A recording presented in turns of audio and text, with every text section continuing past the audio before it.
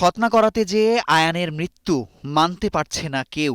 তবে এই মৃত্যু বাবা মায়েদের হৃদয়ে খতনার বিষয়ে ভীতি বাড়ানোর পাশাপাশি অনেকগুলো প্রশ্নের জন্ম দিয়েছে।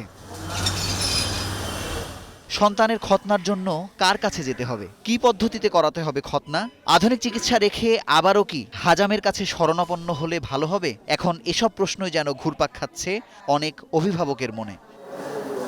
নিরাপদ খতনার ক্ষেত্রে বয়স গুরুত্বপূর্ণ ভূমিকা রাখে। বাবা মায়েরা 2.5 থেকে 3 বছরের মধ্যে খতনা সম্পন্ন করতে চাইলেও সর্বোত্তম সময় 3 থেকে 5 বছর বলে জানিয়েছেন বিশেষজ্ঞরা। প্রি স্কুল গোয়িং এইজেই আমার কাছে মনে হয় মুসলমান এটা সেরে ফেলানো উচিত। 3 বছরের আগে এই খতনা করার পরামর্শ দেই না, যদি খুব বেশি তার প্রয়োজন না হয়। অভিভাবকরা সামান্য অ্যানেস্থেসিয়া ব্যবহার করে খতনা করাতে নিরাপদ বোধ করলেও 3-4 বছরের কম বয়সী শিশুরা অবুঝ হওয়ায় সেটি সফলভাবে সম্পন্ন করা সম্ভব হয় না। ব্যথা মুক্ত করার বিষয়টাই আমাদেরকে কঠিন হয়ে যায়। আমরা চেষ্টা করি ফুল অজ্ঞান করে করার, যাতে বাচ্চার ফুল কোঅপারেশন থাকে। এরকম আমরা অনেক বাচ্চা নিয়ে গেছি, পরে করতে পারিনি, মা বাবাই নামায় দিয়েছে।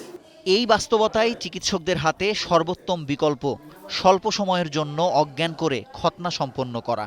অবুঝ শিশুদের জন্য এটি বিজ্ঞানসম্মত নিরাপদ উপায় বলে মত সিংহভাগ বিশেষজ্ঞের। মেজর অপারেশনে যেরকম জিয়ে বলি, এটা কিন্তু ওই রকম না।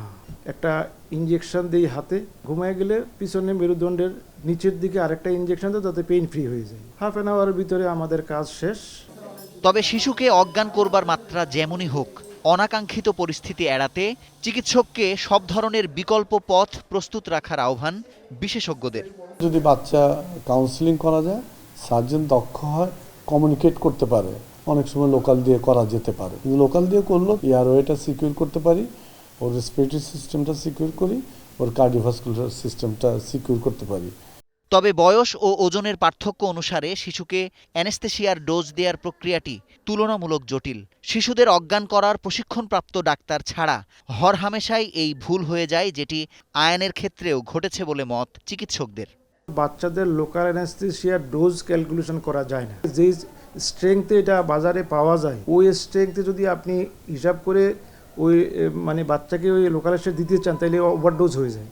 একটি দুটি দুর্ঘটনায় ভীত হয়ে হাজামের কাছে যাওয়ার সিদ্ধান্ত বিপজ্জনক বলে মন্তব্য বিশেষজ্ঞদের। কারণ প্রতিটি শিশুকে পরীক্ষা নিরীক্ষার মাধ্যমে নিশ্চিত হয়েই খতনা করা হয়। কারণ অনেক সময় ব্লিডিং হয়ে মুসলমানের পরে মানুষ কিন্তু মারা যেতে পারে, কারণ যদি তার হিমোফাইলিয়া থাকে, সেজন্য মুসলমান তাদের নিষিদ্ধ, সেই ব্যাপারটা কিন্তু তারা জানে না। বাংলাদেশে অ্যানেস্থেসিওলজিস্ট বা অজ্ঞানের ডাক্তারের সংখ্যা 2300-র কাছাকাছি।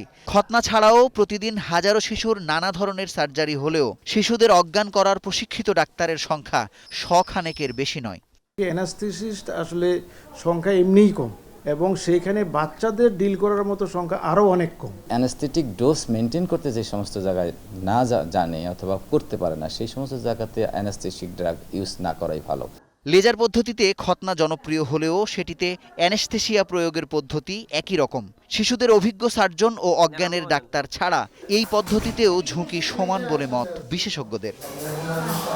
প্রতি বছর অন্তত 3 থেকে 3,500 খতনা সম্পন্ন হয় বাংলাদেশ শিশু হাসপাতাল ও ইনস্টিটিউটে। শিশু সার্জনের পাশাপাশি শিশুদের জন্য দক্ষ অজ্ঞানের ডাক্তার থাকায় এক যুগেও খতনা করাতে গিয়ে তেমন দুর্ঘটনার খবর পাওয়া যায়নি এই হাসপাতালে।